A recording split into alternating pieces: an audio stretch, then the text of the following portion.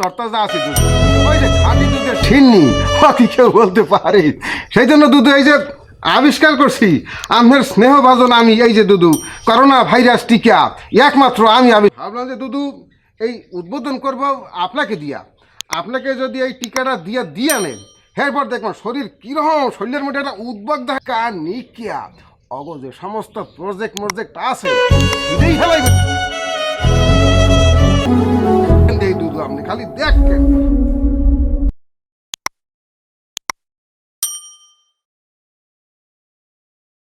বসো বসো বসো এই শোনো, এই যে শিক্ষার্থী ছেলেমেয়েরা আজকেও যে সারলাঙ্কটির যোগফল হইবে এক।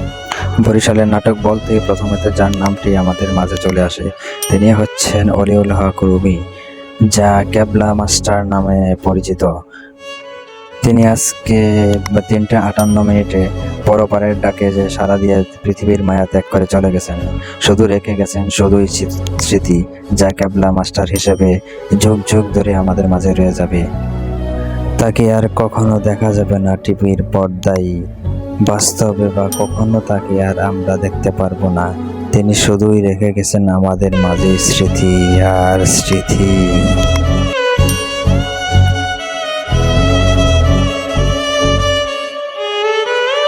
এই গ্রামের মানুষ সামনে যা করো ইহার সমস্ত সারান দিদি ও দেখ আমি তোর কাকু থাহে ওই যে গুলশান বানান ধরতে পার আলটু ঘুরে বেড়া এখানে এই হেলিকপ্টারটা নামবে, তুমি কি বাজিতে পারো? যেতেও হয়ে নাইতে গেল হে আটতে গেল হে। তুমি কি বাজিতে রাজি? বাজিতে একে বলতে আছে আমাকে, এই যে এতক্ষণ ধরে যে বলতে আসো যে ওই যে মামা আইবে তো মামা কমবে বাপে 3টে খাসি আর গরু একটা কাইটে আকিকে দিয়া, হ্যাঁ বলছিলে ওর নাম রাখছে অলিউল হক রুমি। ওই যে কাজে এই দেশের অশালীন ভাষা, অশালীন অঙ্গভঙ্গি মানিনি, কখনো সেটা মানবো না। এবং যারা এটা করেন জোরে অনুরোধ করব যে কিছু টাকার জন্য, কিছু ভিউজের জন্য এই কাজটি করবেন না। আমরা কিছু মানুষ নাটকটিকে এমন একটা জায়গায় নিয়ে গেছে পারেন যে একদম পাহাড়ের চূড়ায় যে কোনো মুহূর্তে ধাক্কা লেগে এটা পড়ে যেতে পারে। এক একজনের দৃষ্টিভঙ্গি এক এক রকম, আমরা যারা কাজ করি আমাদের দৃষ্টিভঙ্গি একরকম। তারা যে কাজগুলো করছেন, আমি মোটেই কাউকে খাটো করবো না, কাউকে ছোট করে বলবো না, কাউকে উঠেও কথা বলবো না।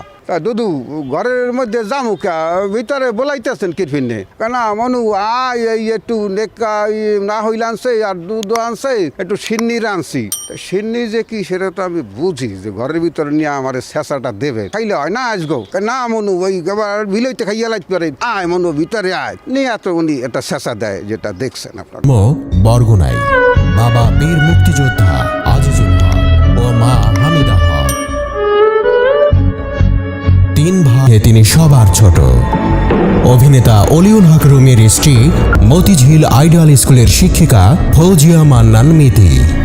রুমির 2 সন্তান, মেয়ে আফরা আঞ্জুম রুজবা, স্বামী ও সন্তান নিয়ে থাকেন কানাডাতে। আর ছেলে ফারদিন হক রিতন একটি বেসরকারি বিশ্ববিদ্যালয় থেকে সম্প্রতি লেখাপড়া শেষ করেন। অলিউল হক রুমি যুক্ত ছিলেন সাংবাদিকতার সঙ্গেও। তিনি দেশের ঐতিহ্যবাহী জাতীয় পত্রিকা দৈনিক ইত্তেফাকের সঙ্গে যুক্ত ছিলেন। তিনি দৈনিক ইত্তেফাকের সম্পাদনা বিভাগে কাজ করেছেন দীর্ঘদিন। 1988 সালে বেইলি রোডের এখনো কৃতদাস এই নাটকের মাধ্যমে অভিনয় জীবন শুরু হয়। একই বছর কোন কাননের ফুল নাটকের মাধ্যমে ছোট পর্দায় অভিষেক হয়। এরপর থেকে নিয়মিত অভিনয় করে যাচ্ছেন রুমি। সেপারেট হয়ে গেছে ও ডাক্তার সাহেব,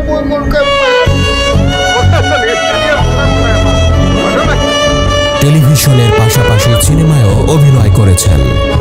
2009 সালে দরিয়া পাড়ের দৌলতি এই সিনেমায় প্রথম দেখা যায় অলিউল হক রুমিকে।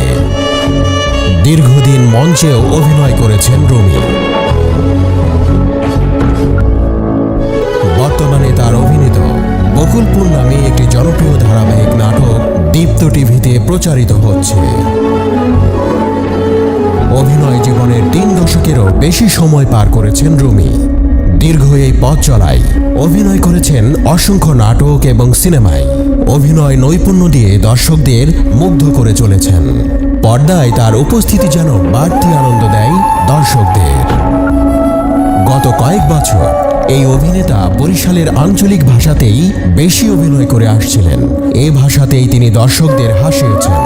কখনো কখনো তার সংলাপ শুনে কেঁদেছেন দর্শক। রুমি অভিনীত নাটকগুলোর মধ্যে উল্লেখযোগ্য হচ্ছে সাজেশন সেলিম, বোকা শোকা তিনজন, জার্নি বাই বাস, বাকির নাম ফাঁকি। মোশাররফ করিমের যমজ সিরিজ নাটকে মাস্টার চরিত্রে দেখা যায় তাকে।